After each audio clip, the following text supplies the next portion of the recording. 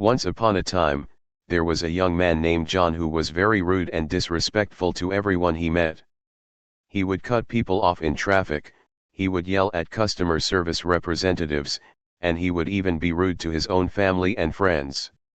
One day, John was walking down the street when he saw a homeless man sitting on the sidewalk. John walked right past the man without even a second glance. As John was walking away, he felt a strange feeling in his stomach. He realized that he had been treating everyone with disrespect, and he didn't like the way it made him feel. John decided that he wanted to change his ways. He started by making an effort to be more polite to everyone he met. He would hold the door open for people, he would say please and thank you, and he would even smile at strangers. At first, it was hard for John to change his ways. He was used to being rude and disrespectful, and it felt unnatural to be polite and compassionate. But the more he did it, the easier it became.